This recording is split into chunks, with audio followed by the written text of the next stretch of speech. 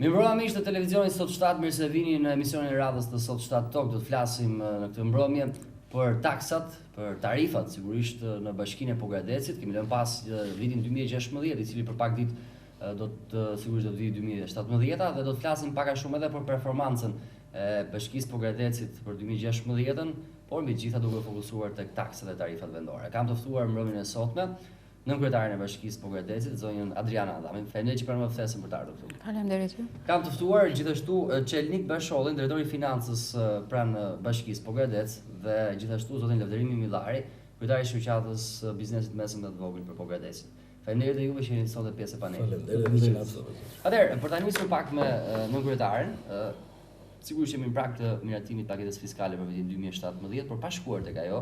Si ka qenë viti 2016 në vijat përgjithshme me një performancë në këtë drejtim? Viti 2016, ashtu si për gjithë vendin tonë, ka qenë në përgjithësi një vit i vështirë, pasi gjithçka është e lidhur me biznesin, gjithçka është e lidhur me njerëzit, të ardhurat që sigurojnë familjet tona. Dhe ne jemi përpjekur që brenda atij planit parashikuar për 2016 nëpërmjet punojësve tanë të shtojmë pjesën e të ardhura me qëllim që bashkia të ketë më shumë mundësi për të bërë investime dhe për të përballuar shpenzimet e saj, për të kryer shërbime ndaj popullit sipas në një cilësi më të lartë dhe me kritere më të mira. Mund të flasim për një performancë mirë gjatë 2016-s? Po, patjetër mund të flasim, se realisht, nëse ne do bëjmë disa krahasime dhe më vonë do të krahasojmë, nëse flasim për realizimin e të ardhurave, ne kemi një rritje në krahasim me 2015-ën, pavarësisht se nuk është realizuar 100%, dhe kjo varet për faktorë të ndryshëm, por realisht kemi një rritje të ardhurave, rreth 35 milion të reja, krahasuar me vitin e mëparshëm, dhe kjo për faktin e punës së mirë që kanë bërë punojësit tanë në mbledhjen, bashkëpunimit me ujësillës kanalizime, duke hyrë edhe tek bizneset përveç familjeve, duke hyrë edhe në ato familje të cilat kanë shtëpi të dyta dhe vinë në një sezon të caktuar, duke shtrirë për gamën e familjeve dhe bizneseve për mbledhjen sa më shumë të ardhurave. Pra me pak fjalë janë futur më tepër që po paguajnë. Po, është shtuar numri familjeve të paguara, është shtuar numri bizneseve aktiv, realisht, në 2016-ën. Gjithashtu e shtuar edhe për pjesën e sezonit, pasi Pogradeci dihet që gjatë sezonit verës ka një rritje të bizneseve sezonale, dhe kjo ka ndikuar për një rritje të ardhurash në 2016-ën. E kuptoj. Për të shkuar pak tek Çelniku. Zoti Çelnik, është arritur mbledhja e taksave 100% për vitin 2016. Përshëndetje, faleminderit për ftesën mirë. Bashkia Pogradec gjatë vitit 2016 ka intensifikuar punën për vjedhjen e të ardhurave, si nga taksat vendore, ashtu edhe nga tarifat përkatëse. Për vitin 2016, për periudhën 11 mujore, vetëm taksa e pasurisë është vjedhur 75.6%, kurse në total taksat janë realizuar në masën 50%, po këtu me realizim të theksuar që jep efektin kemi taksën e ndikimit në infrastrukturë, e cila është realizuar vetëm 13%, pasi ndërtimet kanë qenë shumë të pakta dhe këtu ka ndikuar dhe mosmiratimi i planit të përgjithshëm vendor, dhe kjo shifër jep ndikim në mosrealizim të theksuar të ardhurave nga taksat vendore. Kurse tarifat vendore për periudhën 11 mujore janë realizuar në masën 78%. Në total për periudhën 11 mujore, Bashkia Pogradec ka realizuar 133 milion të ardhura nga 125 milion që ishte realizimi vjetor i vitit 2015. 133 milion, flasim me të reja. Me të reja, gjithmonë me të reja. Ky realizim u bëri mundur si rezultati intensifikimit të punës dhe të sektorit të taksave, pasi ne gjatë vitit 2016 janë bërë verifikimet në terren si për bizneset, ashtu edhe për familjarët. Vetëm për qytetin, në vitin 2015 ka pasur 9.517 familje me kontratë me ujësisë, kurse gjatë vitit 2016 kemi shtuar 765 familje të reja. Gjithashtu numri biznese për 2015 në vitin për vitin 2015 në fal ka qenë 1064 biznese, kurse në vitin 2016 është shtuar 1173 ose 109 biznese. Kjo ka sjellë që edhe shtimi i biznese me ushqjellësin ka sjellë si pasojë dhe rritjen e të ardhurave gjatë vitit 2016, pasi edhe këtu mund të flasim edhe për një lehtësi për biznesin, pasi të ardhurat duke paguar në mjet ndërmarrjes së ushtrisë kanalizime ndahen proporcionalisht çdo 12 mujor dhe biznesi krijon lehtësira në vend që t'i paguaj brenda 3 muajit të parë, i paguan të ndarë në 12 muaj. Si qëndron kjo pjesa zonjana e futjes së biznesit në ushtri? Atëherë, deri më përpara ka qenë praktik që kishte një afat kohor 3 mujor i parë që bizneset ishin të detyruar të paguanin 100% të pjesës së taksave, tarifave vendore. Po. Për shkak të situatës së vështirë financiare, që paraq ne jemi realistë dhe dim se si është ekonomia. Për të lehtësuar biznesin, ne menduam që biznesit kjo taks dhe tarif t'i pjestoheshe për 12 muajt e vitit për ta bërë më të lehtë pagesën nga ana e biznesit, pasi çdo muaj ka një fitim dhe taksat dhe tarifat janë një vlerë më të ulët dhe kjo dha efektet e saj pozitive. Realisht, ne kemi, siç tha dhe drejtori, kemi një rritje edhe të numrit, edhe të familjeve, numrit bizneset familjeve, por kemi edhe rritje të mbledhjeve. Sepse bizneset e kanë më të vështirë nëse ata paguajnë një herësh dhe që 3 mujonin e parë ose 6 mujonin e parë, pasi fitimi mund të jetë sezonal. Ka biznese që kanë aktivitet gjatë sezonit pranverës, vjeshtës, në verë sidomos. Kështu që është menduar t'i ndihmojnë, t'i lehtësojmë, pasi ato janë të përcaktuara për të paguar, por ata punojnë çdo muaj nxjerrin fitimin e tyre dhe kjo në mënyrë proporcionale ka një efekt më pozitiv. Po.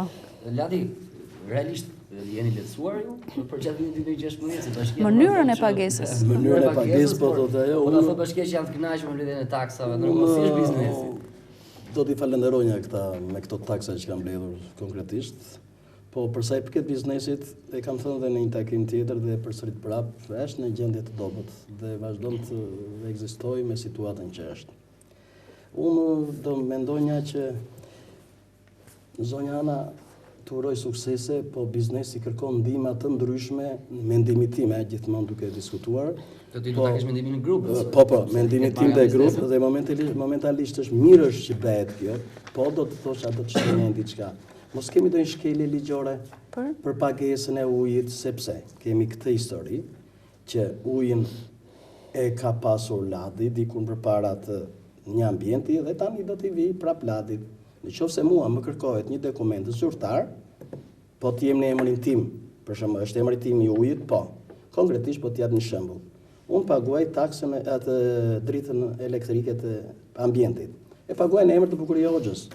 Dhe në qoftë se mua po flasi ekonomiste kështu për ju. Po të më duhen këto shpenzime mua me njeh shteti që unë këto paguaj ose dhe ujin që t'ja paguaj asaja, prandaj ky biznesit. Atëherë, në bazë ligjore, me që i kërkove mbështetje ligjore. Kjo është një gjë që nuk më shumë biznes. Dakor. Atëherë, bizneset që zhvillojnë në ambiente me qira, është e përcaktuar shumë mirë që realisht biznesi lidh një kontrat me qiradhënësin. Dhe në atë kontrat janë të përcaktuara të qiraja, detyrimet dhe të drejtat e biznesit. Shumë mirë, letë vendosë. Atëre ujin ju e konsumoni, nuk e konsumon qiradhënësi. Qartë neve po ligjore, që unë po të kërkoj shpenzimet, unë me këtë të... Ti do që ti përfshish shpenzimet në bilancin tënd. Atëre këtë mund ta bësh nëpërmjet një kontratës që thash, ku ti të zbresësh pjesën e qiras dhe të dritave, e luhatshme sipas shpenzimeve që keni, kundrejt qiras që paguan mujore. Dhe kjo është një marrëveshje e gentlemenash midis qiradhënësit dhe qiramarrësit. Nuk ka të bëjë bashkia nga ana ligjore në këtë pjesë. Ligjore për juve është se ju hiqeni minjan dhe thoni që ne mbledhim taksat. Për neve është që për neve është që pronari që ekziston, që ka një certifikat pronësie, si për ndërtesën në pallat, por edhe për shtëpi private, por edhe për dyqane, ai lidh kontratën me ujësjellsin. Ai duhet të sigurojë ty ujin, dritat. Shpenzimet që bën ti gjatë muajit janë në marrëveshje me qiradhënësin. Kështu që mos hymë në kjo se është Jo, pjesë dakor, unë ta thash të këtë marrëveshje dhe Biznesi gjithmonë gjithmonë jo, ka nuk ka të bëj pjesë. bashkia. Bashkia ka të bëj me normën e taksave, tarifave dhe realizimin e në kësaj. Në ana tjetër, unë e kam ngritur këtë shqetësim, jo vetëm për ujin që ju ta vazhdoni, po edhe për pagimin e qiras që bëjmë neve aty dhe që e paguajnë pronari sipërfaqen e tokës, taksën e ndërtesës konkretisht. Po problemet që del aktualisht ne hasim një ngërç. Ku është ngërçi jonë? Ngërçi jonë sepse pronari, sa vete i thua më sill lekët që kam të ndërtesës që s'kam me qira, ai thotë jo, do unë kajt kemi bërë bashkë që kajt e kemi lënë, po dua ta ngrej unë. Unë do mendoja një gjë për të ndihmuar biznesin ty edhe edhe ditë e përmenda. Rrugët që janë në Pogradec, me një vendim tuaja, me kameratim Këshilli Bashkiak, të ketë të përcaktuar dhe çmimin e sipërfaqes të qiradhënies. Pse jo? Atëherë këtë se vendosim ne, Jo, sepse jo, kjo ti. është Unë po pjesë flas e biznesit. e Unë biznesit. kam një dyqan dhe në bazë të pozicionit që kam, e kam në rrugë kryesore ose në rrugë dytësore, e kam buzliqenit ose se kam buzliqenit. Ju sa bukur i ndatë që ndatë problemin e zonës A, zonës B. Atëherë, edhe kjo ide, rruga ka Karafili ka çmimin mesatar. Dakor, po s'mund të ndryrim ne, ti e di shumë mirë. Realisht është pronari, ai të thotë që unë kam 5 lekë. Nëse ty t'intereson 3, do shkosh diku tjetër. Ose nëse ty t'intereson ai pozicion, ti do marrësh edhe 6. Me këtë jam. Kështu që nuk ka të bëj bashkia në lidhje me caktimin. Këtu lidhur me këto taksa. A më falë të ndëry. Realisht për pozicionimin e vendeve në zyrën kadastral, në zyrën e hipotekës, më falë, zyrën e regjistrimit pasurive, ka ndarje të çmimit për metër katror të ndërtesave. Dhe në base këtu duhet të kërkoni një bazë për saktimin e qirave. Them unë, nëse megjithatë janë marrëdhënie të brendshme, që nuk kanë të lidhje me pjesën e bashkisë së Faleminderit për këtë, po do të shtoja një ditë tjetër. Me formalitetin, sa kemi vi formalitet nga mendimi i zotërisë? Sipas jush një sa ka sipas jush, Sipas neve ka 30% i formalitet. Sa? 30%. Ashtu siç foli drejtori Çelua pak më parë, ne kemi një rritje të bizneseve në numër 109. Dhe kjo ka të bëjë me verifikimin dhe regjistrimin e tyre për vjeljen sa më shumë të ardhura. Realisht, drejtoria e taksave dhe tatimeve qendrore, që është pushteti qendror, merret me dhënien dhe marrjen e licenceve dhe ndjekjen dhe zbulimin e bizneseve informale, që thotë ju. Dhe ne nga ana jonë, për mbledhjen e tarifave dhe taksave vendore. Domethënë është një koordinim veprimesh. Realisht, ne kemi rritur numrin sepse gjatë shërbimeve që i kryem për si dhe furnizimin me ujë, po edhe nga çezi për furnizimin me drita, aty bëhet një verifikim i saktë, sepse pavarësisht se është informal, ai e merr ndriçimin, ai e merr ujin për të kryer shërbimin që ka.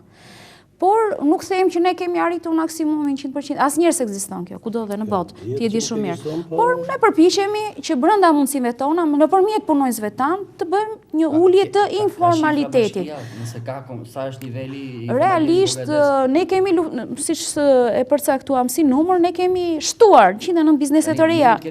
Realisht. Në pjesën jo, i kemi shtuar në marrjen e licencës. Po flas për licencë. Po patjetër. Unë shumë personalisht, jo shumë dyqane lagjësh janë pa licencë. Punojnë. Që i mbyllin në kohën kur atëherë na jepni, nëse ju keni ndonjë informacion, na ndihmoni me këtë informacionin e lagjeve. Po patjetër, inspektorët tanë kanë bërë punën. Kanë shtuar. Gradualisht do ta shtojnë. Asnjëherë s'ka bizneset të punojmë, të jemi të tërë të paguajmë taksa. Patjetër, edhe unë ato jam dakord. Ideja tonë është që të mos i lëmë dhe ata që kanë hapur një dritare, që kanë bërë një gjë. Unë jam dakord dhe ajo që shet një banane të kontribuoj për qytetin, për elektrikun, për rrugën, për tramerat, sepse jemi të po këtij qyteti. Ama nuk do dëshironja që në kashit meje ose kashit dikujt tjetër të ekzistojnë njerëz që të mos paguajnë. Të marrim një rast konkret, zotëria në fjalë. Ju e keni bërë kanë exchange, ndërkohë që ka shumë tjerë që punojnë pa licencë. Në rrugë. Kush merret me Ai këtë? di shumë mirë që licencat nxirren. Në rrugë punojnë akoma. Ne jemi shteti në juve me gjithë neve së bashku. Shteti nuk jemi pushteti vendor. Ne jemi munduar për pjesën tonë, sepse ai që është me duar në xhepa dhe nuk kapet, sepse nuk jemi.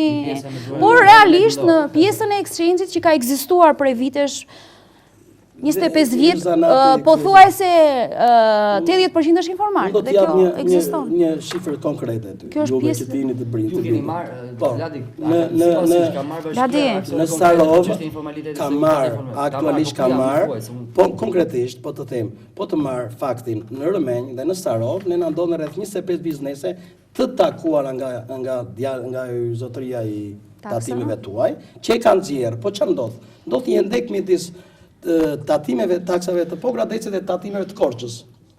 Shikojmë, këta ne duhet kemi të njëjtin qëllim. Nëse bashkia do t'i mbledhi, more le të mos ketë marrë një plaj, nëse ka hapur dyqan le të paguaj taksat ai, le të domethënë. Dhe kishte në listë rreth 15-20 biznese. Konkretisht në Rëmenj janë 3 me licencë, 8 biznese pa licencë. Mirë, na duan informacione të tilla për ta përcjellur. Po, në Pogradec, në rrugën e dalje të Pogradecit, nuk po përmend herë, mund të kesh mbi 15. Po të doni ne të biznesit të themi që edhe këta të paguajnë dhe këta të jenë. Po ju ja keni raportuar këtyre? Ja keni shkuar? Unë kam kontaktuar me drejtorin 2-3 herë. Deri tani në shkret zyrtare nuk kemi marrë. Që të përcillet. Por jam dakord me këtë gjë dhe ana tjetër do të thosha që sa më shumë të paguajmë, do kemi kushte më të mira. Dhe ne të biznesit sot jemi para një fakti. Të gjithë na sulmojnë. Ne nuk të kemi kërkuar mbi taksat dhe tarifat vendore ndonjë vlerë më shumë. Ku e shikon luftën? Ja shikoj, ku e shikoj unë në biznesin. Për shembull, ne paguajmë bizneset, restorantit paguajnë edhe ujin e pishëm. Po të marr të një restoranti. Ujin e pishëm vetë i bën analizat, ai paguan. Ky ujë i pishëm që paguhet në një restorant është për komplet gjithë hotelin. Pse do ta paguajmë? Pse ne do të paguajmë 20.000 lekë për të bërë këto analizat? Kur ky ujë ishte pishëm, për biznese ndodh kjo gjë? Në bizneset. Ato janë nga ministria, nuk i kemi bashkinë, i ngatron. Jo, nuk e dua nga ministria, unë po tash na ngacmojnë. Po nuk e ka bashkia, s'ta kërkon bashkia ato, e ka ministria e mjedisit që të kërkon verifikim të. Çfarë mendoj unë? Nëse në rrugën ka Karafili, ndodhen 65 biznese nga këta 12 biznese që mund të jenë, aktualisht unë t'i jap me emra po të dhe këtu në studio. Jo, nuk ka nevojë se s'kemi ardhur për atë punë, po them që nëse të gjithë do paguajmë, do jemi tërë barabartë. Atë kërkojmë dhe ne. Tash ne jemi në pjesa e paketës fiskale. Realisht, paketa fiskale është një taksë sipas VKM-ve të përcaktuar nga që, domethënë përbëhet nga taksat që përcaktohen me VKM nga pushteti qendror, përbëhet nga tarifat që përfshin shërbimet që kryen bashkia kundrejt një kosto të caktuar, e ndarë në familje dhe në biznese, sipas popullsisë, dhe përbëhet nga grandi pa kushtëzuar, që çel Ministria e Financave, Qeveria Qendrore kundrejt të ardhurave totale dhe ndarjes që i bën, dhe këtu këtë vit kemi pasur një specifik të veçantë, sepse ky grant ka pasur një ndarje të re, ku bazë është marrë këtij viti. Grandi i pakushtëzuar ka një shtesë realisht, pse? Jo se ka shtesë, por është marrë për bazë numri popullsisë të regjistruar, numri popullsisë sipas censusit, dhe ka një diferencë në 30% kjo, dhe është marrë për bazë numri nxënësve dhe sipërfaqja e çdo bashkie. Dhe kjo është një ndarje më reale, them unë. Nuk e keni pasur pak. Jo, nuk e.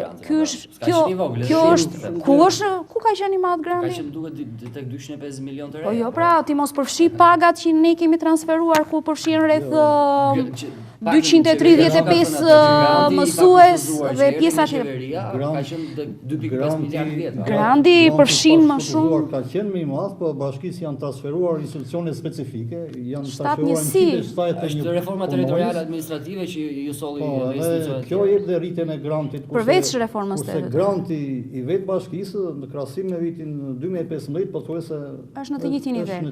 Atëherë ne përveç grantit që kemi bashkimi i 7 njësive tjera administrative, kemi dhe 5 institucione të transferuara.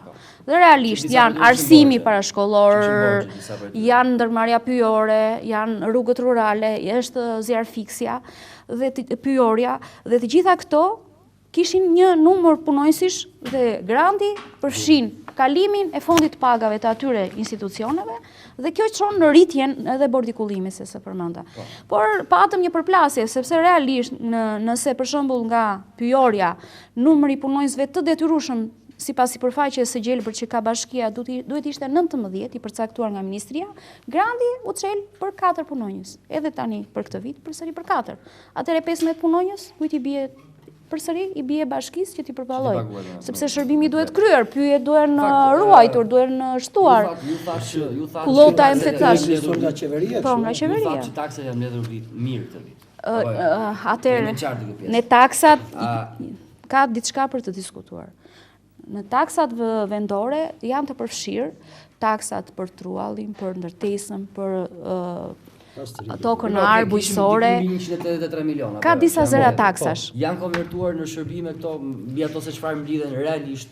Pra më pyes juve një për shkuar pra më pas. Ti përsëri se kapet, domethënë ne taksat janë VKM-t, domethënë janë tarifat përcaktuar. Tarifat kanë lidhje me shërbimin, me pastrimin, me ndriçimin, me gjelbërimin, me paguajnë një shërbim. Shumë shërbime të tjera. Ju kanë paguar pothuajse shumë mirë se i keni mbledhur goxha. Çështja është, janë konvertuar në shërbime ato? Patjetër, sepse ato janë brenda, nëse kemi tarifë pastrimi, tarifë pastrimit i përket pastrimit, tarifë gjelbërimit, i përket gjelbërimit, tarifë ndriçimit dhe konkretisht nëse do ta shihë ndryshimin në 2017, kemi disa njësi administrative në zonën e Mokrës që janë të largëta dhe ne këtë vit me urdhër kryetarit kemi bërë disa përjashtime, meqense ne nuk ja ofrojmë për shembull zonës së Mokrës ndriçimin plotësisht, ne i kemi përjashtuar popullsinë dhe biznesin po tani po dhe duhet të ketë diçka që ne të shtojmë, të bëjmë një investim. Unë zonja kryetare të falenderoj për ndriçimin që po bën në Blac. Po, do ta bëjmë në gjithë pjesën. Falenderoj në këtë studio, ta bëni edhe në Leshnicë, në gjithë zona do bëhet. Kemi një projekt midis atje sa për të ndërpres është të bërë më mirë se po gradet ndriçimi. Edhe do bëhet, do vazhdohet. Keni marrë ju shërbimin që keni paguar për gjatë vitit 2016? Do ta përsërit të mbarojmë dhe do të shtonja një dy gjëra. Se ti e ndërpreve, i the po e falenderoj. Jo, unë falenderoj për fshatin atje ku unë vi nga Blaca dhe kisha mbrëm dhe e pash që në mënyra se si ishte bërë. Në shërbimet e ofruar gjatë vitit 2016, si rezultati i realizimit të ardhurave, ne kemi kryer dhe investime gjatë vitit 2016 nga të ardhurat. Cilat investime? Konkretisht, nga të ardhurat që është kryer investim, po vazhdon puna në rikonstruksionin e bllokut të rinja dhe rruga Gent është 9 milion të reja nga të ardhurat. Gjithashtu kemi kompletuar rrjetin kompjuterik të bashkisë dhe të njësive të varësisë nga të ardhurat dhe gjithashtu kjo 5 milion lekë të reja. Pasi nuk kishim asnjë kompjuter investime nga të ardhurat gjatë vitit 2016 kemi realizuar 14 milion lekë të reja dhe kurse investime nga granti për vitin 2016 janë parashikuar 104 milion e 500 mijë nga granti. Nga granti pa kushtuar. Po, në grantin që çelet për sqarim.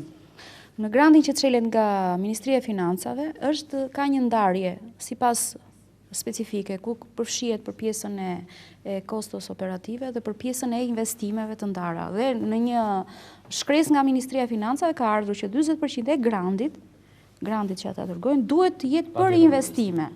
Realisht krahas kësaj që tha drejtori, po, 100%. 100%. Krahas kësaj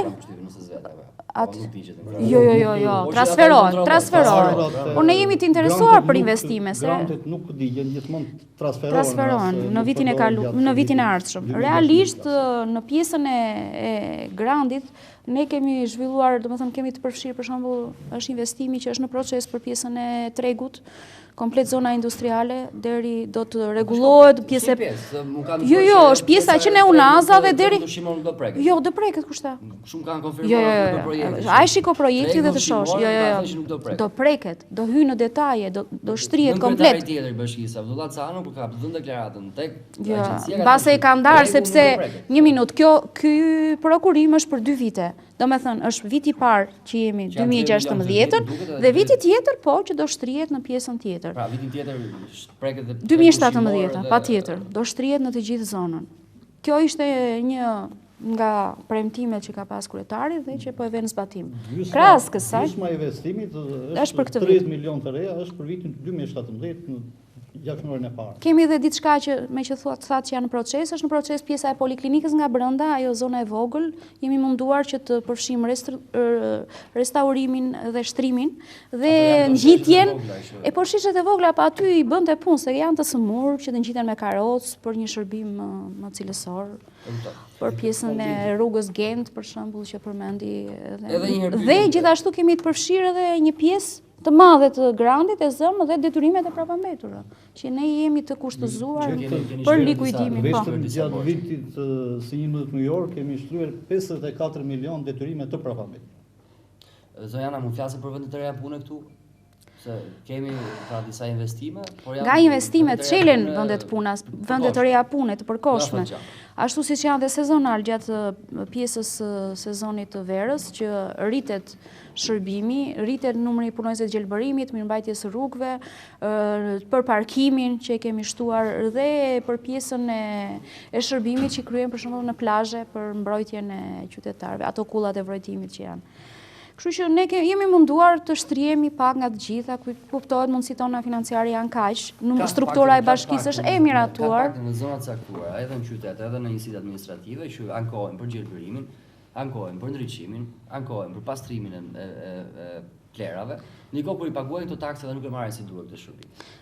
Ne tham për pjesën, sepse prandaj thashmë që ai kanë marrë realisht qytetarët këto lloj shërbime shumë mbrapsht. Atëherë, qytetarët janë realisht kjo rritje që tham që në fillim që ka ndodhur për nga të ardhurat, nga taksat dhe nga tarifat e mbledhura, kjo konvertohet në një shërbim plus, sepse s'kan kuvent tjetër ato të ardhura.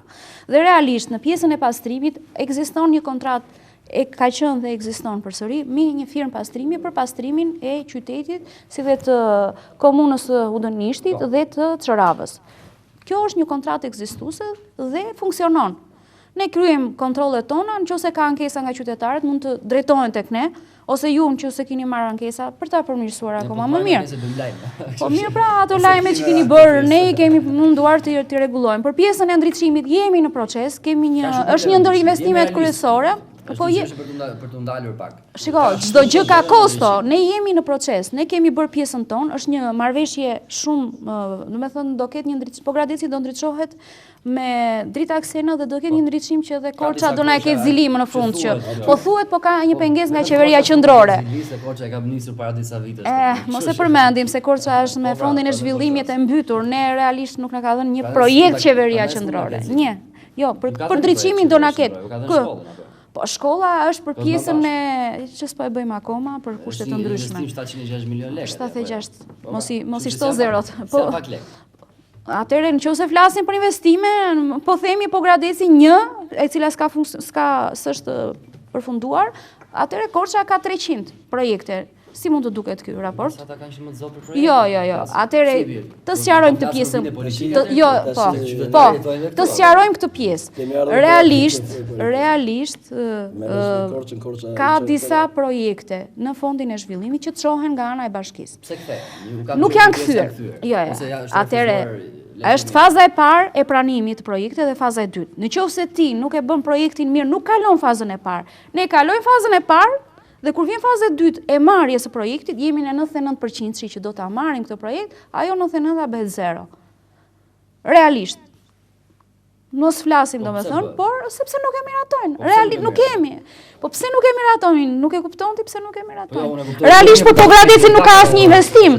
Dhe kjo nuk është e drejtë, sepse nga qeveria qendrore është një fond të ardhurash, e cila duhet të ndahet në mënyrë proporcionale në investime nga Fondi Rajonal i Zhvillimit. Dhe kemi realisht... Po flasim për projektet vogla rrugëcka. Jo, konkretisht flasim për projektin që kemi çuar për stadiumin e qytetit, që është një projekt me vlerë... Ka shkuar 2 herë dhe... Po, kemi vajtur 2 herë në 99%. Shtrimim duket. Jo. Nuk është fare ajo. Bile dhe nga zëvendës ministri na është konfirmuar kur erdhi që e keni të mbyllur. Kemi dërguar projektin për Pallatin e Kulturës, për 2 gjimnazet e Pogradecit, për gjimnazet të tjera që ekzistojnë në njësitë administrative. Por po mirë, ja, s'po flasim për 2, po flasim edhe për të tjerat që kanë nevojë për shkolla edhe 9-vjeçaren, po flasim për kopshte. Po flasim për rrugën, për Unazën që është bërë legjend, edhe s'po gjejmë një zgjidhje. Është projekt shumë madhor. Mund t'i bëj vetë bashkia? Me çfarë? Po duhen ato, po duhen sepse janë të ndara. Ne bashkia mund të ndërmarr një investim themelor, siç mund ta marrim, por nuk është se kemi të ardhura. Ato të ardhura që mblidhen për shembull. Po Gradeci duhet të përfshihet në Fondin e Zhvillimit Rajonal më shumë se sa Korça, sepse ne jemi një qytet që kemi 2 dogana. Dhe të ardhurat nga këto 2 dogana, nuk e di, në botë është që ata qytete që kanë dogana kanë investimet pafund, sepse aty vilen, çdo ganohet malli dhe kalon këtu. Çdo ganohet në Tiranë, këtu tani nuk bëhet. Realisht kalon këtu, veprimi këtu bëhet. Është dogan dhe nëse le të bëhen pagesat aty. Çfarë si ka? Ne na ndotin ajrin, na ndotin rrugën, na prishin. Jam dakord me ty. Gati një pyetje edhe një për ty. E keni marrë shërbimin apo se keni marrë biznesi po Gradeci? Se dy herë ma ndrove pyetjen. Jo, nuk ta ndrova unë, do të jemi atë gjë. Problemi tim qëndron këtu që dhe ne po Gradeci jetojnë dhe njerëzit dhe biznese e tërë me radhë. Dhe do thosha që ne qytetarët duke filluar dhe biznese duhet jemi më realisht për të thënë një gjë. Unë jam çik duhet i qëndroj një problemi i cili është shqetësues. Problemi shqetësues që hyrja në qytetin e po Gradeci është pezulluar rruga. Dhe momentalisht do të them, ne qytetarë dhe ne biznesi jemi dakord që nesër do dalim dhe në protestat. Patjetër, edhe ne do bashkohemi me ju. Për qytetarët dhe më në fund do kërkojmë që ky qytet jetë sa më i pastër dhe sa më i mirë, sepse edhe ne paguajmë. Patjetër. Dhe konkretisht për atë që diskuton dhe gazetarët që thotë si e keni marrë shërbimin, kemi mangësi në pastrim. Unë do thosha ajo makinë e ujit të pishëm që kalon e ujit që s'përkat liçenin rrugën një herë në ditët, domethënë në kohën e Beharit, të kaloj 2 herë 3 herë. Se atë për një muaj e gjysmë 2 është ajo periudhë. Dhe po të jap një gjë që ta lesh makinën atje në kohën kur kalojnë makinat, ose dhe në lagje le të futet, në lagja 2 ka shumë kollaj që ti bjerë vërdau, në të cilën banoj dhe vetë, po edhe në krahun tjetër, kjo e pastrimit kohën e Beharit po flas. Dhe në disa raste po shikojmë një diçka që lidhur me pastrimin, është kompani që mërë lek, unë këshu e di, ka 313 milion lek në vit, nuk e di, në gaboj. Të vjetra. Të vjetra. Dhe kjo kompani le të përgjigjet, nëse si përgjigjet, unë e falenderoj për ca kohë që ishte në mënyrë të shkëlqyer për veten time. Dhe më bënte përshtypje. Po prandaj presim kërkesat, ankesat tuaja me qëllim që të përmirësojmë edhe cilësinë e shërbimeve. Do mundohemi mbas kazaneve. Tani më s'po bëhet ky veprim. Dakor, do ta kërkojmë juve se keni përcjell ndonjëherë këtë ankesë. Jo, ne tash ne na ndihmoni në këtë pjesë. Kemi diskutuar me të tjerët sa për dieni. Okej, nëse e keni diskutuar, problemi tjetër është do ta përcjellim direkt. Edhe ato firmat që marrin lekët tona ta mbajnë mirë përgjegjësinë. Patjetër, për atë paguan ato. Nësa problemi jeni ju që jepni vlerësimin e tyre. Për bizneseve, unë do thosha që ne kemi marrë ndriçimin, se pa ndriçim nuk ngelet njëri. Por në për lagje të shikohet më mirë se edhe ne paguajmë taksat atë. Dakor, edhe ne atë famë. Unë paguaj detyrimisht 2 dëm e bën ai. 2 dëm e bën ai. Kështu që ka ambient tjetër. Bën dëm do paguash, që s'ka çfarë. Ne të ofrojmë edhe atë. Do të shtonja një gjë që e kam shtuar dhe atë ditë që bërë takim me kryetarin. Sa më shumë të paguajnë më mirë është. Ju lutem shumë pardje në një biznes në Pogradec i vajti krimi ekonomik, sepse s'kishte lëquar në kupon tatimore dhe s'kishte bërë një diçka tjetër. Janë probleme këta. Atëherë të punojnë rreth 30 sa biznese buzliqenit për 2-3 muaj, do thosha, pa u deklaruar asgjë kundi që të paguajnë lekat për jashtë vetëm një kartë, do thosha ata të jenë një lloj si biznesi që jemi ne. Siç janë bizneset. Këtë gjë nuk ka kërkojt juve. Unë do ta ngrej takimet dhe në institucionet që janë përkatëse, dhe momentalisht do të them që një të cilën e gëzhetoj këtë të pastrimit, spitali paguan 3.000 lek për një dhomë pastrimi në vit. Është e vërtet kjo gjë. 300 lek, më fol me të 300 lek. 3.000 lek të vjetra i them, unë po 300 lek. Atëherë, një familje sa i shkon? Gati një lloj. Jo, nëse nuk e shkon. E hoqa dhe këtë. Ajo është për një shtret, për një shtrat. Ka 30 shtretër, ky 30 nga 30 s'ka spitali, ka më shumë. Ja edhe 100, domethënë, kur them spitali dhe këto institucione shtetërore, unë do mendonja që atëre ke tarifë pastrimi të ndarë. Institucione shtetërore të jetë më e madhe se në privatet. Po, është bërë diferencim.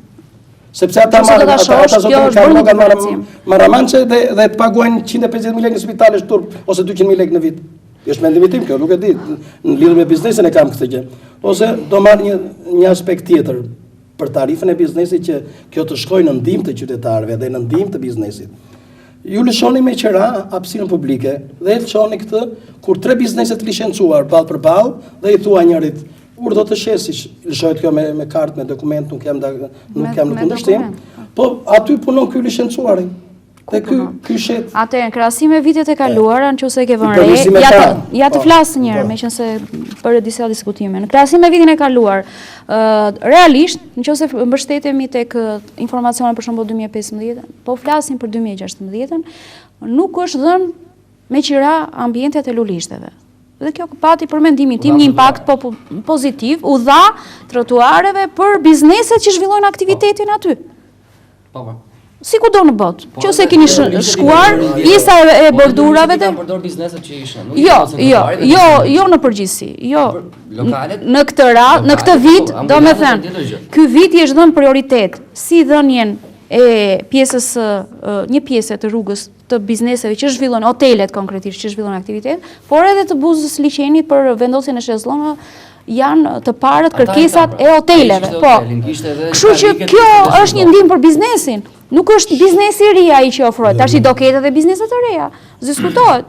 Ne e rëndësishme është, do të thonë mua më intereson kjo gjë që ai që zhvillon biznesin të marrë licencën, paguaj taksat dhe tarifat që i takojnë, dhe për 3 muaj ai nuk besoj se ka pasur ndonjë biznes pa licencuar. Nëse ka, na ndihmon me këtë informacion. Ne do thoshim që për të ndihmuar kjo është një pjesë, është një grup i tërë që të cilët marrin rrogat për neve.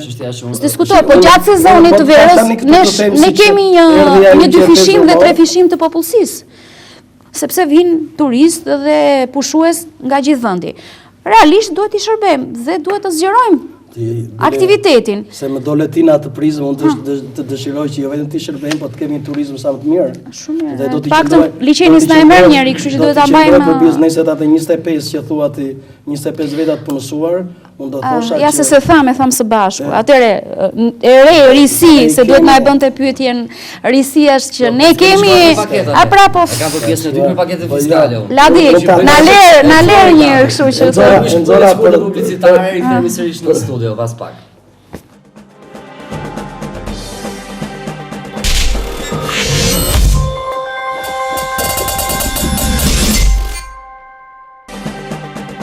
Mirë që rikthehemi sërish në studio, pas hapësirës publicitare, vazhdojmë pjesën e dytë të emisionit, do diskutojmë për paketën fiskale 2017, se dua ta nis sërish me kryetaren. Përse me të njëjtën paketë, si në 2016, kaq ideale ishte kjo paketë për ta sjellë 2017? Kjo nuk është e njëjta paketë. Nëse do ta shohësh ka ndryshime kryesore, por ne në 2016 kemi pasur ulje në disa tarifa vendore dhe kemi shfrytzuar për pjesën e taksave një ulje deri në 10%.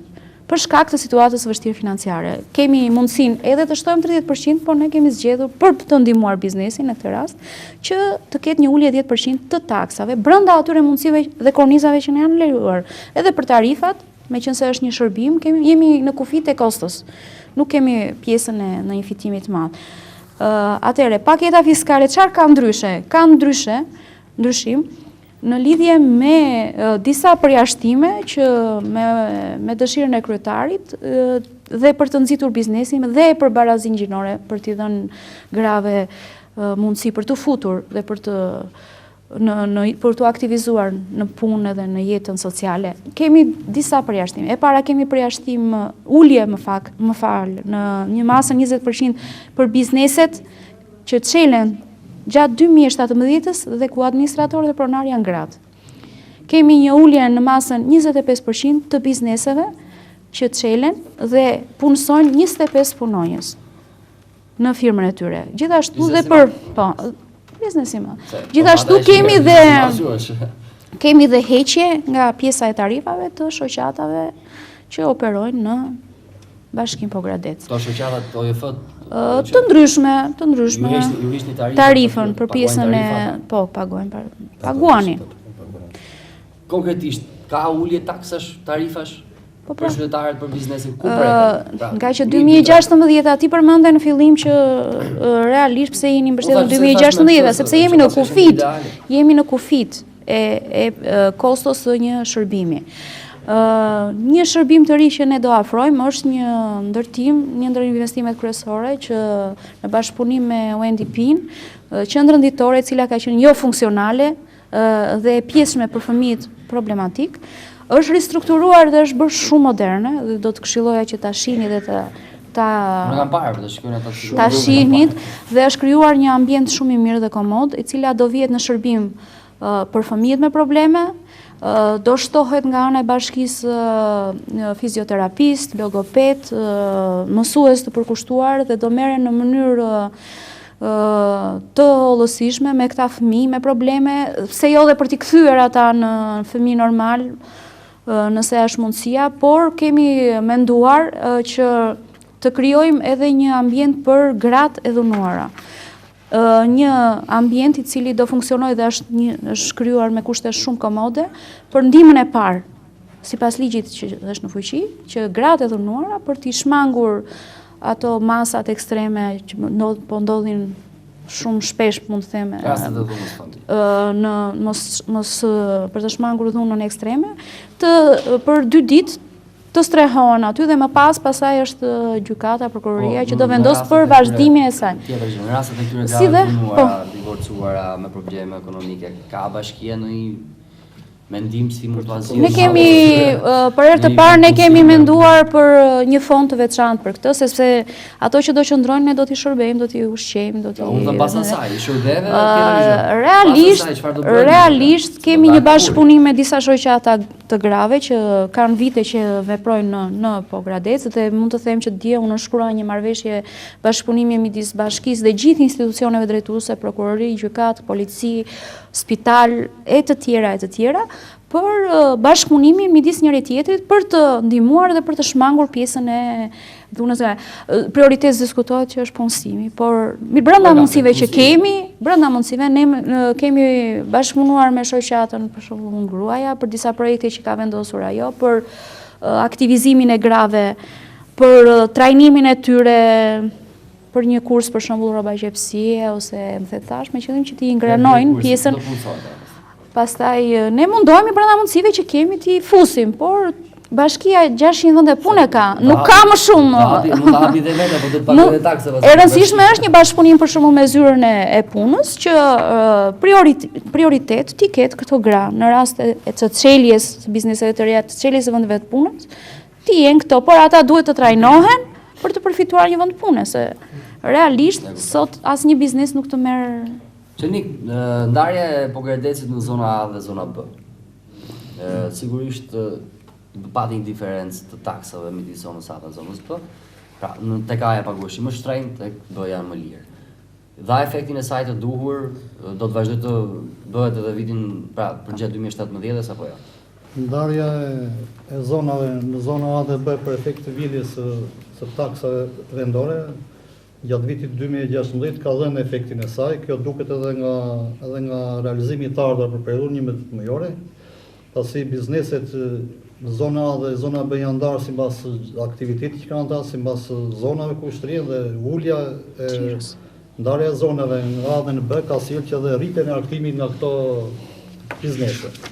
Edhe gjatë vitit 2016 kjo do të vazhdojë. 2017 do vazhdojë, bile me një pjesë të bizneses gjatë vitit 2016 dhe 2017, po lidhim edhe kontrata për të ndarë detyrimet e parametra për të likuiduar me keste. Sepse një pjesë biznese kanë detyrime ndër vite dhe një pjesë kanë ardhur dhe kemi ndarë me qëllim për t'i lehtësuar bizneset që nikos që dhe të shlyejë detyrimin, po edhe ta ketë lehtësirë që të vazhdojë edhe gjatë vitit 2017 prapë me keste. Shpresojmë që të ardhat në vitin 2017 në krahasim me 2016 të kemi në rritje, me synimin që investimet e vitit 2017 jenë në një nivel më të lartë se 2016, me qëllim për të shërbyer qoftë qytetarët e Pogradecit, ashtu edhe popullsisë në njësitë administrative. Pasi bashkia gjatë vitit 2016 ka shtrirë disa investime në njësitë administrative, këtë do ta thellojë edhe gjatë vitit. Flasim atë, se nuk është se ka investime. Po ka investime. Ka një investim në fshatin Zdrvas, ka po ka investim. Po ishte investim shumë i madh. Në vlerë Zdrvas rreth 1.4 milion. Po bashkisë tjetër ku ka? Po ka. Ka në Mokër, kemi rrugë, ura. Kemi një riparim me rrëmetim rrugës Slabinës. Kemi urën. Investime madhore. Kemi ndërtuar rreth 3 ura. Mund ta quaj investim në Bushimas, kur e ka shtruar Elpstar. që kishte për detyrë për ta bënte. Nuk është investimi i bashkisë. Një pjesë është e Alpstari, një pjesë është e jona. Atëherë edhe diçka, edhe aty është puna juaj shumë mirë për ta bërë. Atëherë Alpstari bëri një dëmtim, kështu që do ta rikthejnë identitetin. Ishte kontratë që parashikuar. E kishte po se bënte, kështu që ishte puna jonë që do të ashtu. Ne investime gjatë vitit 2016, më fal, kemi pasur investime administrative. Ku janë? Më thuaj konkretisht. Kemi dhe në të gjitha njësitë e kemi shtrirë. Njësitë administrative për optikë kemi ndërtim 2 ura me vlerë 1.4 milion. U ndërtuan këto ura? Po, janë ndërtuar. Është një në ura e Kriçkovës dhe ura në Saselish. Më kujtohet ta ura e Kriçkovës, ka qenë Petru. Gjithashtu është bërë dhe merrmetimi i njëure në njësinë administrative Rebinj në vlerën 700.000 lekë. Në Çerav gjithashtu. Kemi investuar për puset, për ujin, po. Realisht, që shiza është zgjedhur edhe pjesa komplet kënjësia e Çeravës, janë bërë investim. Po, u bën edhe shpime derisa gjetën atë cilësinë e ujit edhe pompat për furnizimin me ujë të komplet zonës. Kemi bërë investime dhe që nuk duken në rrugët rurale, për shtrimin e tyre në pjesën e komunës Dardhas, për bordin e kullimit, kemi hapur. Po tani ne, shiko, dëgjoj tash, ti kërkon, kush është ai që s'kërkon, po në lidhje me paketën fiskale, meqense jemi të mbështetemi këtu. Realisht kemi që të ardhurat që mlidhen në Bashkinë Pogradec, mund të themi që janë 70% nga bashkia këtu Pogradec qytet dhe 30% nga 7 njësitë administrative. Realisht po të më thënë Pogradeci ka popullsinë, por ka edhe biznese më shumë. Por nevojat për investime janë më të mëdha në njësitë administrative, sepse nuk ka rrugë, nuk ka ndriçim thuati, nuk ka gjelbërim. Atëherë si do krijohen këto? Do krijohen nëpërmjet, nëse do bëhet të mundur në një investim nga Agjencia Rajonale e Zhvillimit, Fondi Shqiptar i Fondi Zhvillimit. Ja s'na dha Fondi Shqiptar. Po s'na dha, ato që kemi do mundohemi të rregullojmë. Nuk kemi ne s'do bëjmë rregullim. Ne kemi aq të ardhura, si t'i ndajmë në mënyrë proporcionale që të kënaqen të gjithë. Gjithmonë edhe në buxhetin e vjetshëm, po dhe në buxhetin e 2017-s që e kemi në përfundim, jemi mbështetur që të ndajmë proporcionalisht të 7 njësitë administrative në investime sipas mundësive tona. Një pjesë nga granti, një pjesë nga të ardhurat. Do shohim ato më emergjente për të realizuar. Pjesa tjetër është nga Fondi i Zhvillimit. Sepse Bashkia Pogradec nuk është se nuk krahasohet as me bashkitë e mëdha Tiranë, Durrës, Fier, por edhe ato kanë zhvillime edhe Korçë bashkë. Kanë përsëri nga po një qark kemi e prefekturë, kështu që detyrimisht. Vetëm Korçë mund të zënë Korçë do fjalën se. Po dakord, po duhet ta përmendni ju që të mund sa doni, por unë sa herë që kam kontaktuar edhe me zëvendës kryeministrin, me njerëz të tjerë, më thonë që ne i thrasim për projekte dhe nuk di. Jo, kjo s'qëndron. Hajde merr një informacion se sa projekte kemi dërguar ne. Çfarë projekte kemi bërë ne? Pse i kemi kaluar fazën e parë dhe si jemi futur në fazën e dytë? Se nuk po miratohet Unaza për Unazës. Pa më thuaj ti se unë pyes edhe nuk është kompetence, dëgjohet fjalën e kryetarit. Intervistë që ka dhënë. Jo. Se nuk e kanë kryetarin. Se nuk ka këllë që për të e ka premtuar me fondet e qeverisë, sepse realisht duhen 8 milion euro për këtë. Ne 8 milion euro s'kemi buxhetin. Bashkë me paga që ta marrën e Fondi i Zhvillimit paraqis projektin. Projektet janë paraqitur. Kjo është premtimi. Premtimet e fushatës, se nuk është se kemi. Realisht aty jemi mbështetur në premtimet e fushatës për të bërë investimet. Edhe pjesë e tregut, edhe pjesë e zërvaskës, që thatë ju lumi, e më the thash. Ja kuptoj. Ladi, të kënaqur me këtë pjesën a bëju, se disa po paguajmë më pak, disa po paguajmë më shumë. Unë nuk dua të zgjatem me këtë, po do shtonja vetëm 2 gjëra të shkurtra, të cilat ka vënë në atë paketën fiskale për të shtuar disa gjëra. Ku duhet shtuar për mendimin tonë? Për mendimin tonë duhet shtuar problemi i bizneseve të hoteleve, turizmit. E kemi shtuar.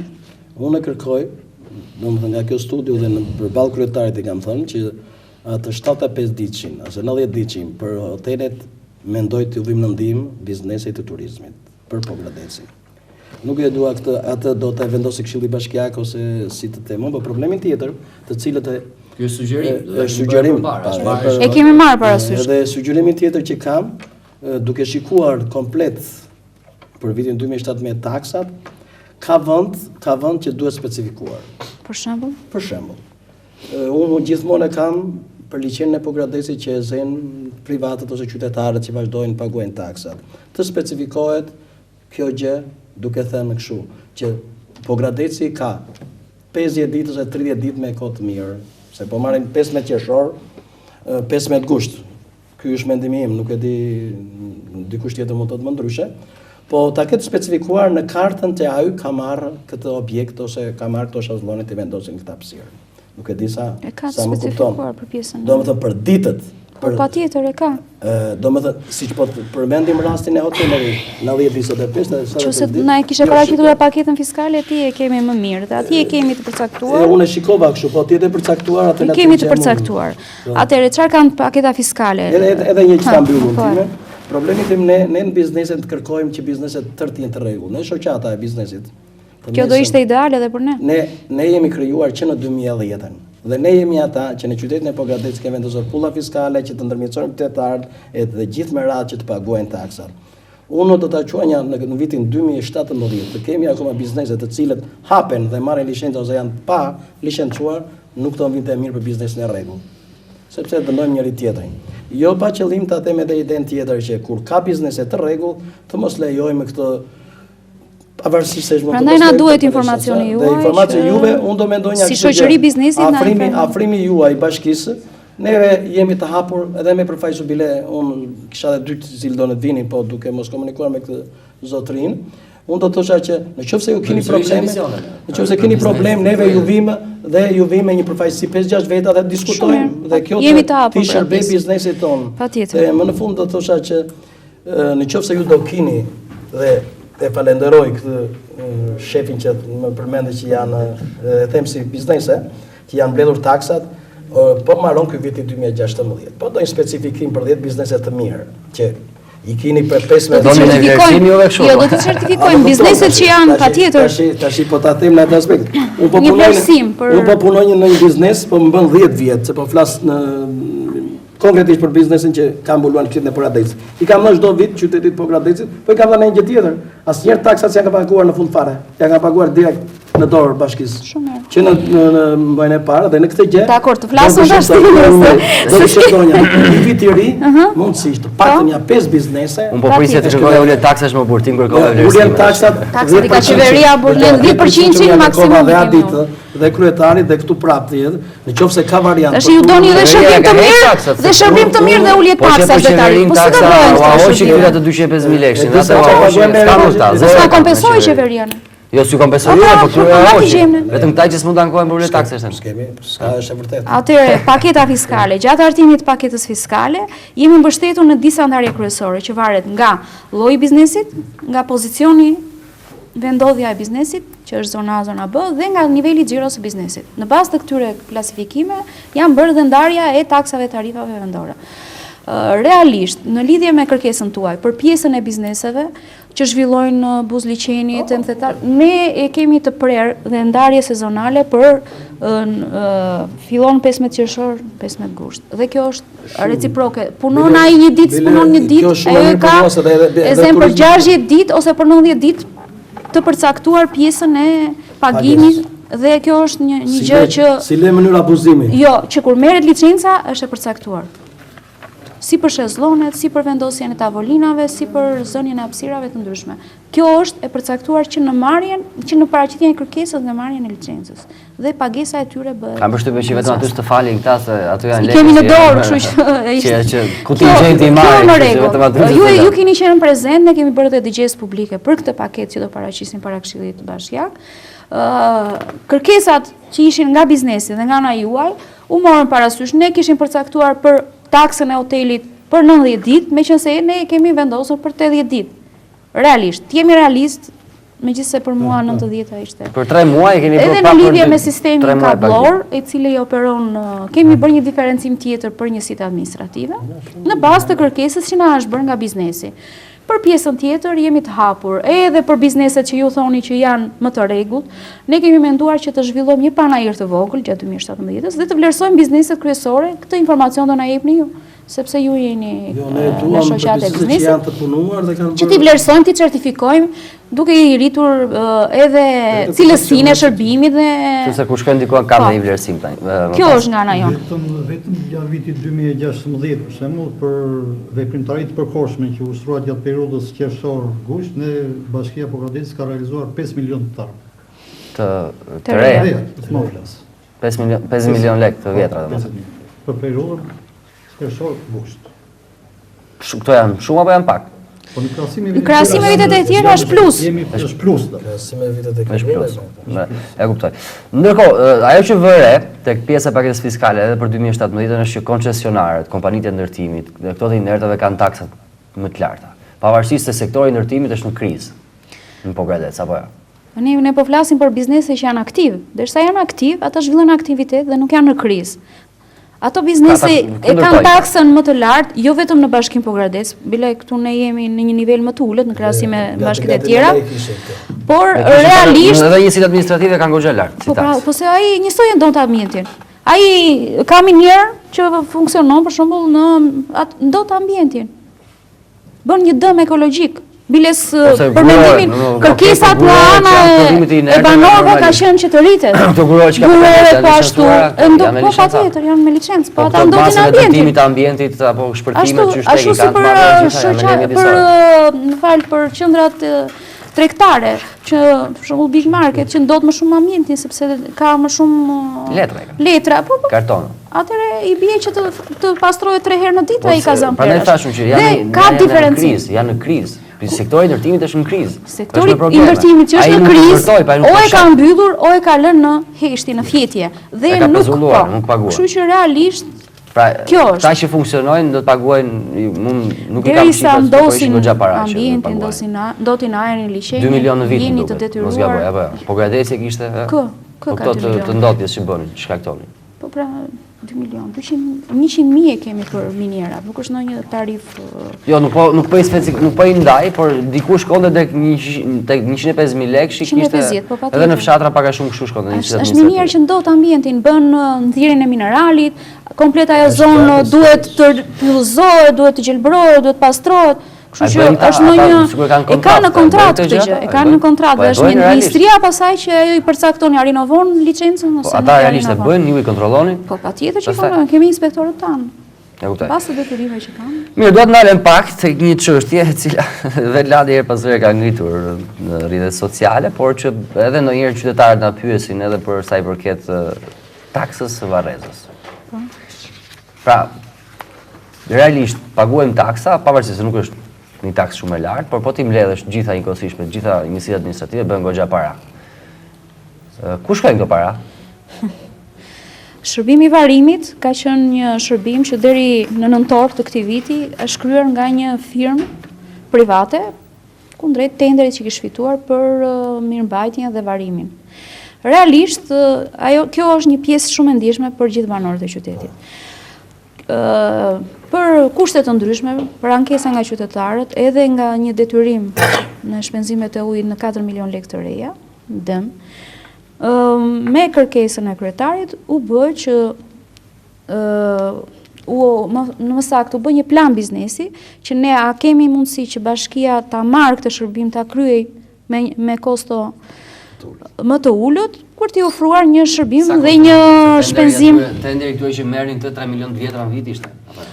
Nuk është pjesa e tenderi, sepse shërbimet e varimit dhe ato të ardhur që merr plus, ajo firmë që kishte fituar është ajo që paguajnë nga qytetarët, nga banorët. Këto para do i marrë bashkia. Atëre, jo, një minutë. Në realisht kjo do ndahet. Në Bashkinë e Pogradecit ekzistojnë 5 shoqëri funeralesh dhe të 5 shoqëri funeralesh ofrojnë të njëjtin shërbim.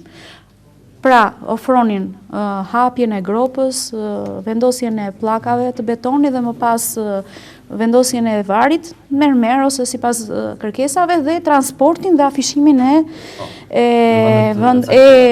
njoftimeve.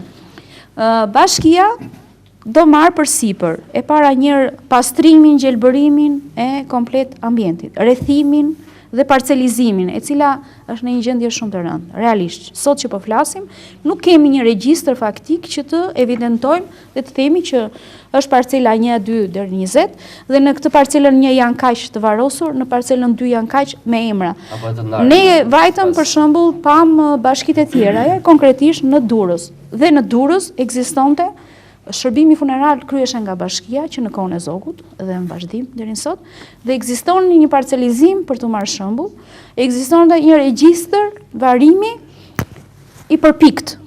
që në kohën e zogut konkretisht erdhi një që të çvaroste dhe u gjend në mënyrë dhe në një kohë rekord, thjesht u hap regjistri, u pa emri. Ne si keni të? Ja. Prisni ti përmirësoni ti bëni. Patjetër, kjo është detyra kryesore, parcelizimi, ndarja aq sa kemi mundësi, sepse ne nuk e di kur vemi në varim, shohim që dhe rrugët janë zënë. Nuk ekziston një ndarje vetëm në qytet. Ne kemi një plan afatgjatë dhe afatshkurtër. Në planin afatshkurtër është të paktën të sistemojmë atë që kemi, ta rikthejmë të paktën në një gjendje më të mirë, dhe plani afatgjatë është që ne të shtrihemi edhe në vend, përveç varrezave që janë në fshat, edhe këtu në qytet të kemi një shtrirje më të gjerë dhe një ndarje më të mirë, të zgjerohet sipërfaqe. Po ka vënd se janë bërë. Po do ta blejmë. Aty ku kemi mundësi që të zgjerohemi. Njëkohësisht kemi lënë edhe dorë të lirë sipas ligjit në fuqi që nëse kanë shoqëritë funerale të ofrojnë shërbim privat ose vare private, do t'i japim të drejtën për dhënien licencës dhe sipas kritereve që ka vendosur Ministri i Përkatëse. Realisht, në 2017, në buxhetin e 2017-s, ne kemi vendosur këto shpenzime për rregullimin e varrezave të qytetit, rrethimin e varrezave të qytetit, parcelizimin, atë ndërtesën që është ta ristrukturojmë komplet, ta bëjmë efektive. Ne para 2 vjetësh tash, pra aplikati do hidhni.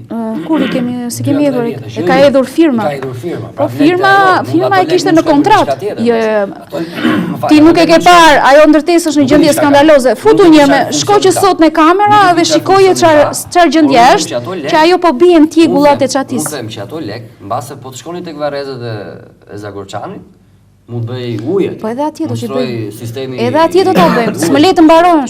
Pritni ç'i bëjmë ç'i duruar. Ajo ndërtesë është në gjendje skandaloze. Do desha që ta shikoje, ta filmoje dhe të shikoje se çfarë ndodhet. Ajo ishte thjesht pllakat e varit që magazin dhe ndërtoheshin dhe prodhoheshin. Realisht ai shesh do pastrohet. Aty do shërbej një zyrë për përgjegjësin që do funksionojë. Do ketë një kompjuter, do ketë një draft për hedhjen e listave duke ndarë parcelizimin dhe hedhjen e emrave, të mundohemi me gjendjen civile së bashku për të bërë një regjistrim real që sa ekzistojnë dhe sa duhet të sistemohen. Gjithashtu dhe për varrezat e tjera që ndodhen në Zagorçan, Guras, atje përsëri do bëhet një rrethim me isak, do bëhet një parcelizim me që jemi aty të re, domethënë mos e lejojmë të katandiset në këtë gjendje që janë varrezat e qytetit, por kemi dhe varrezat e dëshmorëve. Aty do vendosim roje, sepse kemi disa raste kemi vendosur rojen, por që do ta vendosim edhe me turne që të ketë kohë që të ruajë atë ambient. Kështu që mendojmë transport do ketë.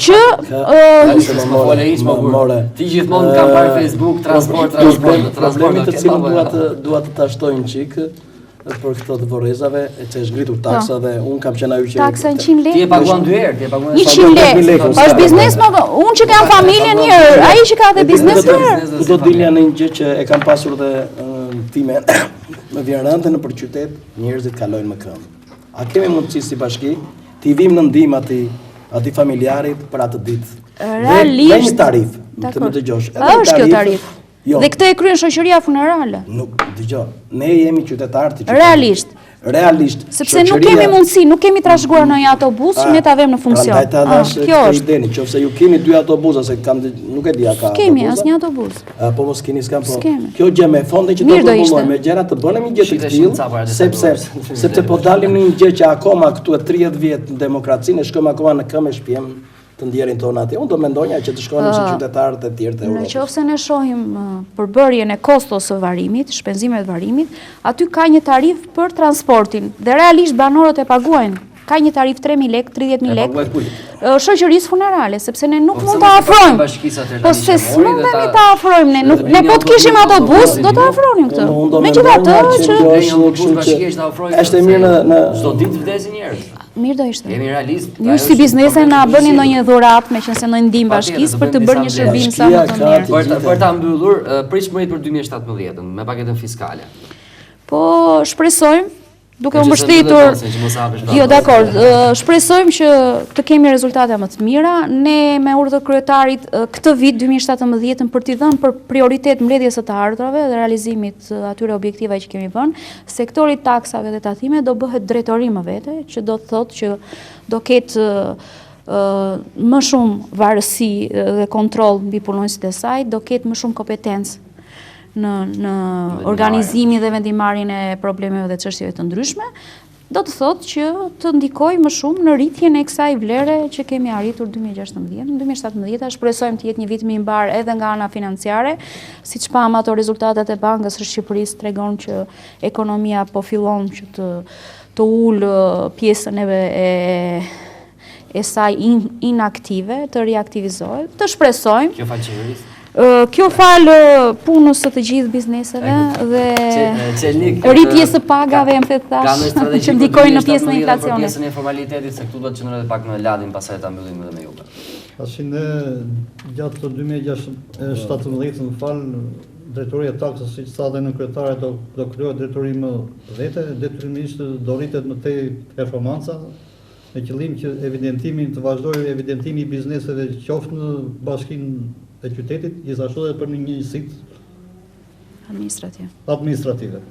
Pra, gjatë vitit 2017, detyrimisht do kemi rritje dhe një performancë më të mirë të bashkisë Progrades në vilën e të ardhme, gjithashtu në afrojimin e shërbimeve për qytetarët. Ladi, këta ka mendjen të vjelja. Tani ju çfarë prisni në 2017? Ne presim mendim të biznesit të jetë. Nëse ne do bëjmë pagesat e taksave, presim kushte sa më të mira në pastrim, në ndriçim, dhe gjithë problematike që ka biznesi. Dhe më kryesorja që ngelet për mua, ne jemi futur në ngërç për problemin e informalitetit. Unë duke bazuar dhe atyre të BE-s lidhur me problematikën e zhvillimit të vendit tonë, që është një ndër kushtet kryesore i formalitetit që na pranojnë në BE, do thosha që drejtoria e tatim taksave me atë organizim që menduan atë pritet të bëhet, them që do jemi prioritet për të mos na lejuar në me të na konkurrojnë ata që nuk paguajnë. Dhe do të shtonja edhe një gjë tjetër, për bizneset do dëshiroja nga në bashkisë ta kenë derën e hapur për problemet që kanë zonja në kryetare, sepse ata i mbajnë gjallë dhe ata i mbajnë këtë qytet, është mendimi tim, dhe i tërë atyre bizneseve që punojnë, po njëkohësisht, duke qenë dhe në lagjen 2 të cilën është lagja ime që jetoj, do dëshiroja i ndriçimi ato gjërat për këtë vit të ri. Tani e tham edhe një herë përsëritëm. Do vendoset Kseno dhe një ndriçim që do shihet edhe nga larg. Për Blaca, do të thosha. Pra ajo është atë duam ne që të konkurrojmë me fshatin. Ajo ata zotrinjtë është kënaqësi ta shikosh. Ajo do jetë për gjithë njësitë administrative. Kryesorja është qyteti sepse ka një shtrirje breg liçenore që duke filluar që nga Lini dhe deri në Tushemish do jetë një ndriçim i papar. Por kemi një pengesë e cila presim të zgjidhet së shpejti nga ana e qeverisë. Thjesht po. Mirë, të lutem, më doli që nga mendja se po bëni atë investimin e agjencia. Ekziston ndonjë mundësi të ndihmojmë ata bizneset për këtë periudhë 2 mujore të cilët punohet aty? Ato kanë penguar pjesën e procesit të punës. Ato biznese, çfarë mundësi tjetër? Bie gjatë kohës që punohet aty, ai s'punohet në biznes. Atëre ta përshpejtojmë, ose ta shpejtojmë. Ne kemi kohën ta kemi në fat. Ose ne paguajmë tarifën 13.000 lekë. 13.000 lekë për të mos e paguajnë ata 10 biznese që janë atje. Faleminderit të treve që ishte sonda këtu me mua. Ne folëm sigurisht për 2016 dhe 2017. Jeni ju që gjykoni edhe sa i përket shërbimeve që mund të keni marrë si biznes dhe si qytetar nëpërmjet që faktikisht na ndiqni nga televizori. Shpresojmë që 2017 të jetë edhe më e mirë. Faleminderit që na ndoqët. Bashkënatë e mirë.